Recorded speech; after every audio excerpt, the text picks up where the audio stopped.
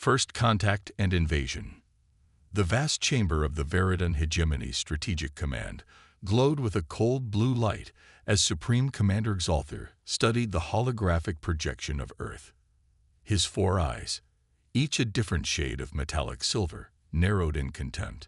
Behind him, a semicircle of the Hegemony's highest-ranking officers watched in respectful silence, their exoskeletons clicking softly as they shifted their weight.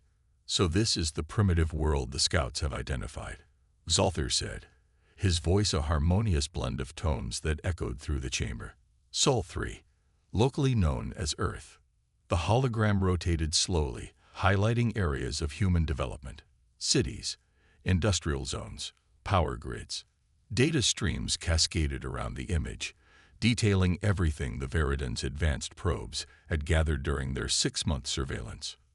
"Curious," said strategic analyst Methrin, her voice higher-pitched than Xalthar's, but equally melodic. She extended a slender appendage toward the projection. "They've barely reached their own moon. Their most advanced weaponry relies on chemical propellants. Their global communications still depend on physical infrastructure." A low, rumbling sound, the Veridan equivalent of laughter, rippled through the chamber. "And yet," Xalthar mused, "they've managed to split the atom. They've developed rudimentary artificial intelligence. They've begun to understand quantum mechanics." "Precocious, but ultimately insignificant," said Fleet Admiral Zorix, the oldest of the gathered officers. His exoskeleton, worn from centuries of military service, gleamed under the chamber's lights. "We've seen this pattern on 43 worlds before. Species that develop quickly but lack the evolutionary stability to properly harness their discoveries." The hologram shifted, displaying a simulation of the standard Veridan conquest protocol. Phase 1. Neutralize global communications and military command structures. Phase 2. Systematic resource extraction. Phase 3. Population control and processing. The conquest calculation gives them a resistance index of 2.7. Methrin added, "Well below the threshold for concern. Their social structures are fragmented, their nations divided, their resources depleted by internal conflicts." Xalthar nodded, his primary sensory crest rising in satisfaction. "Prepare the first contact fleet. Standard protocol. We begin in 3 cycles." As the officers filed out of the chamber, none of them noticed the small anomaly in the data streams. A tiny fluctuation that indicated one of their secure communications had been briefly intercepted. Such a minor deviation wasn't worth the processing power to investigate. After all, what could a species with silicon-based computing possibly understand about quantum-encrypted transmissions? In a cluttered apartment in Seoul, South Korea, Park Jin-ho stared at his computer screen in disbelief. The 26-year-old communications engineer had been testing a new quantum receiver of his own design, a hobby project he'd been working on for months when he detected the signal. At first, he thought it was a glitch, perhaps interference from a satellite or a new military communications test. But as he analyzed the data, he realized with growing wonder and terror that the signal patterns defied any known human communications protocol. The mathematical precision, the data density, the underlying structure, it could only be one thing. "They're real," he whispered to himself, his hands trembling as he saved the data to an encrypted drive. "And they're talking about us." Jin-ho didn't waste time trying to convince governments or military leaders. Experience had taught him that bureaucracy moved too slowly for emergencies. Instead, he reached out to a private network he'd built over years. Fellow engineers, programmers, communication specialists, amateur astronomers, people who could understand what he'd found and act quickly without official sanction. Within hours, a distributed intelligence network began to form. A quantum physicist in Brazil confirmed the non-human nature of the signals. A cryptographer in Nigeria identified patterns that suggested military communications. A former NASA engineer in Canada calculated the likely origin point of the transmissions. By the time the first Veridan ships appeared at the edge of the solar system, a loose coalition of scientists, engineers, and hobbyists had already begun preparing Earth's defense, all without a single government being aware of the impending invasion. The Veridan First Contact Fleet emerged from hyperspace with precision that would have impressed even the most skeptical human observer. 12 ships, each the size of a small moon, arranged in perfect geometric formation. Their hulls, composed of a material that seemed to both absorb and reflect light simultaneously, made them appear as voids against the star-filled backdrop of space. On Earth, military radar systems worldwide suddenly detected the objects. Emergency meetings were called. Panic began to spread through governments. The stock market plummeted. Religious leaders proclaimed both doom and salvation. Admiral Zorix observed the human reaction with scientific detachment. "Notice how they scatter like prey animals," he commented to his bridge officers. "Their communications have become chaotic, their decision-making centers paralyzed by fear." Exactly as predicted. The first contact protocol proceeded with textbook precision. The Veridan ships positioned themselves in geosynchronous orbit above Earth's major population centers. A communications blackout was initiated, targeting military and government frequencies first, then civilian networks. Or at least, that was the plan. What actually happened puzzled the Veridan technicians monitoring the operation. While major communication networks indeed failed, countless smaller networks remained operational. Even more confusing, new networks seemed to be forming even as the Veridan attempted to neutralize them. "Their communications infrastructure is unusual," reported the chief technician. "It's not centralized, as our data suggested. It's adaptive." Zorix dismissed the concern with a wave of his upper limb. "Minor anomalies. Proceed with Phase 2. The second phase began with a demonstration of power. 3 targeted energy pulses were dispatched to destroy military installations in what the Veridan had identified as Earth's 3 dominant nations. The beams, coherent plasma contained within gravitational corridors, struck with devastating precision. Or they should have. 2 of the beams hit their targets, vaporizing a naval base and an airfield. But the third beam, aimed at a missile silo complex, inexplicably dissipated before impact. The Veridan observers were still processing this impossibility when their sensors detected something even more puzzling: a coordinated electromagnetic pulse emanating from hundreds of locations simultaneously across the planet's surface. The pulse wasn't powerful enough to damage Veridan systems, but it revealed something the invaders hadn't anticipated. The humans had been preparing. Somehow, they'd known the attack was coming. In his Seoul apartment, Jin-Ho was now the center of a virtual command post. Using a combination of quantum encryption and old-fashioned radio frequencies, he coordinated with a global network of unlikely defenders.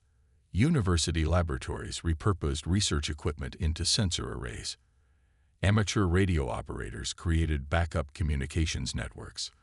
Electrical engineers jury-rigged power systems to withstand electromagnetic attacks. "They're using a centralized command structure," explained Dr. Fatima Reyes, a network security specialist connecting from Manila. "Their communications follow predictable patterns, hierarchical, efficient, but rigid, which means they're vulnerable to distributed attacks," added Thomas Chen, a game theory expert from Vancouver. "They can't predict what they can't understand." Jin-Ho nodded, his eyes fixed on the scrolling data from 100 different sources. "Then let's show them something they've never seen before." The Veridan had conquered 43 worlds before Earth. Each conquest had followed the same pattern: overwhelming force, systematic neutralization of resistance, efficient resource extraction. Their superiority had never been seriously challenged. They had developed a precise, mathematical approach to warfare that had proven infallible. Until they met humans. As the Veridan assault ships deployed for the second wave of attacks, they encountered a form of resistance that defied their tactical models. Instead of centralized military responses, they faced thousands of small, seemingly uncoordinated actions that somehow combined into effective countermeasures. Commercial satellites were suddenly repositioned to blind Veridan sensors. Power grids surged and dimmed in patterns that created electromagnetic interference. Civilian communications adopted encryption protocols that shifted faster than the Veridan AI could analyze them. "What is happening?" demanded Zorix, his melodic voice now harsh with confusion and the first hints of concern. "Where is their command center? Who is coordinating this response?" "We can't identify a central authority," admitted Methrin, who had joined the fleet to observe what should have been a routine conquest. "Their resistance appears to be self-organizing." In a corner of Jinho's cluttered apartment, a small 3D printer worked continuously, producing components designed by a network of engineers and scientists who had never met in person. Around the world, similar scenes were playing out. Garage inventors building jamming devices, university labs repurposing quantum computers, even children using gaming platforms to distribute computational tasks that helped crack Veridan communication codes. Humanity wasn't just fighting back. They were innovating at a pace the Veridan couldn't comprehend. The aliens had expected to face missiles, fighter jets, perhaps nuclear weapons, the predictable responses of a primitive species. Instead, they faced a constantly evolving, distributed defense network that seemed to anticipate their every move. 4 days into what should have been a simple conquest, Supreme Commander Zalthir received a priority communication from Admiral Zorix. The message was brief but unprecedented in the 12,000-year history of the Veridan hegemony. "Request immediate reinforcements. Conquest calculation error. Resistance index severely underestimated." The counterattack. In the vast command center of the Veridan flagship, Admiral Zorix faced a mutiny of facts. Every readout, every sensor display, every tactical analysis contradicted centuries of military doctrine. The humans were not merely resisting. They were adapting, learning, evolving their defense with each passing hour. "How are they coordinating without a central command?" he demanded, his exoskeleton clicking rapidly in agitation. "Where are they getting these technologies?" "Our intelligence indicated they were at least a century away from quantum field manipulation." Strategic analyst Methrin studied the holographic display showing the latest human countermeasure. A swarm of repurposed weather satellites now emitting precise gravitational pulses that disrupted Veridan targeting systems. "I believe we fundamentally misunderstood their development model," she said quietly. "We assumed their technological progress would follow the same linear path as other species. We were wrong. On Earth, the human resistance had moved beyond defense to active countermeasures.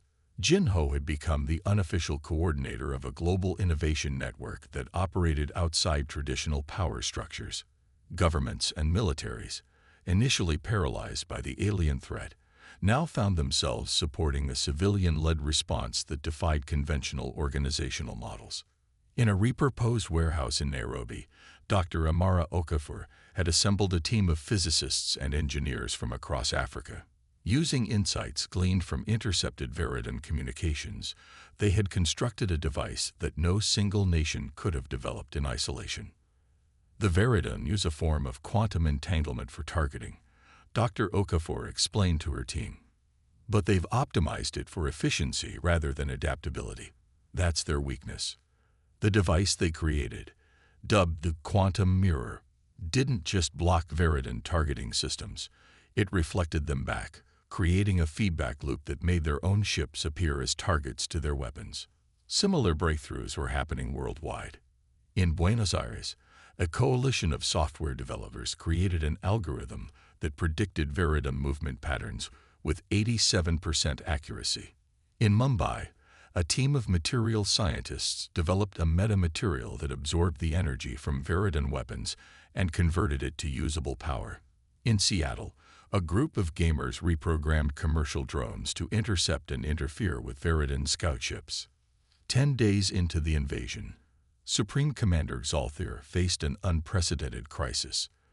The first contact fleet, expected to secure Earth within 5 days, was now in a defensive posture. 3 smaller vessels had been disabled by human countermeasures. The conquest calculation, which had never failed in 12 millennia, was now producing contradictory results. "The humans are communicating with our ships," reported the chief security officer, her voice wavering with disbelief. "They're sending messages directly to our crew. In our language." Xalther's sensory crest flattened against his head. "What kind of messages?" "Questions, proposals, challenges to our hierarchical command structure, ideas about individual autonomy. They're philosophizing with us." This was beyond tactical concerns. This was cultural warfare, the one form of conflict the Veridan had never prepared for because they'd never needed to. Their conquests had always been swift and absolute, never allowing for cultural exchange. On the 14th day, the turning point came. Jin Ho and his global network had completed their most ambitious project, a comprehensive translation of Veridan language and culture derived from intercepted communications and analyzed by linguists, anthropologists, and game theorists worldwide. Using this understanding, they crafted a message that was broadcast simultaneously from thousands of locations to every Veridan ship.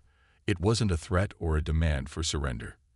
It was an invitation to consider a radical idea: cooperation instead of conquest. "We know your history," the message began, transmitted in perfect Veridan harmonics. "We understand the mathematical precision of your society, the elegance of your hierarchical structure. We respect your achievements across 12 millennia of space exploration. But we offer you something your empire has never encountered: unpredictability as a strength, not a weakness.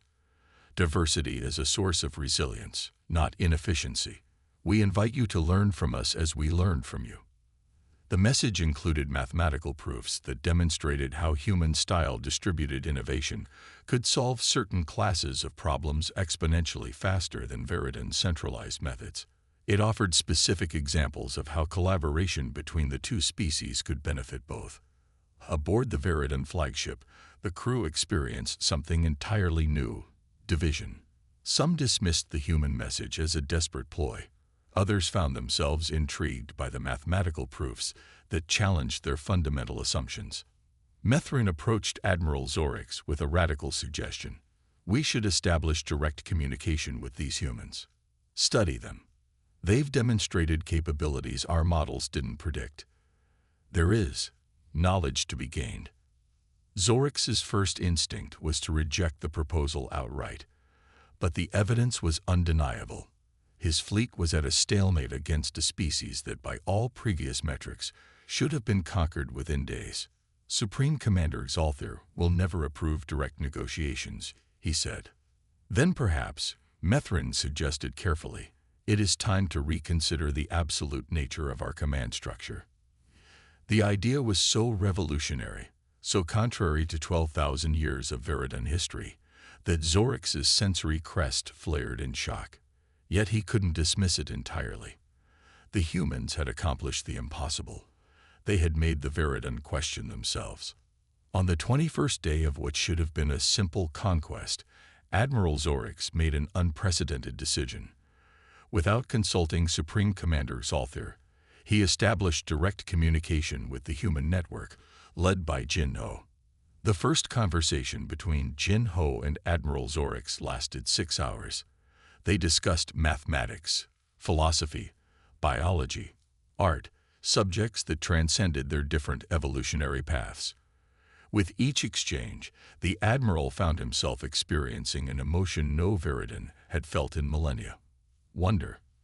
When Supreme Commander Xalther learned of Zorix's unauthorized communication, he immediately ordered the Admiral's arrest and the deployment of the Second Contact Fleet, a force 3 times larger than the first, to complete the conquest of Earth.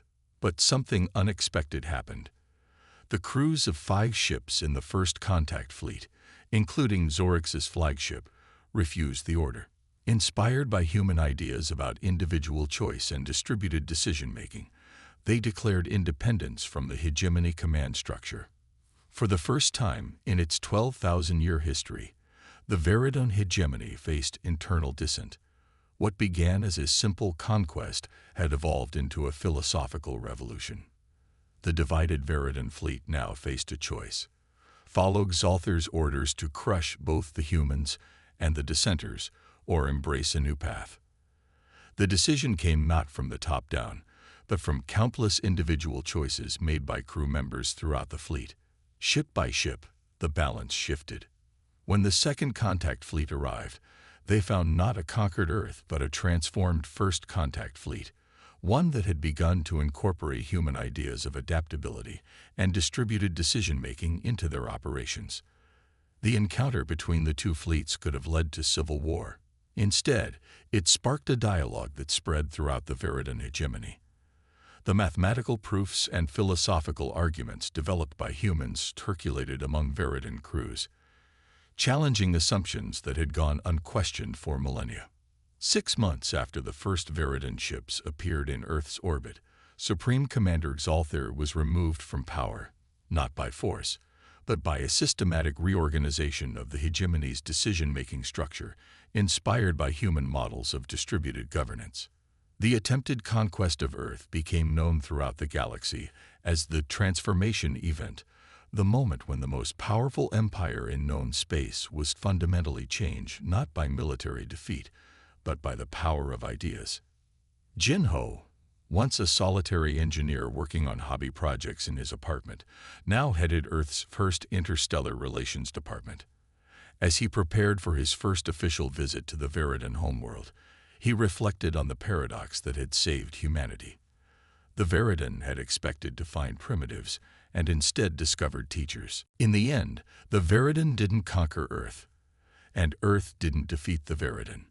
Instead, both civilizations found themselves transformed by the encounter, the beginning of a partnership that would eventually reshape the galaxy in ways neither species could have imagined alone.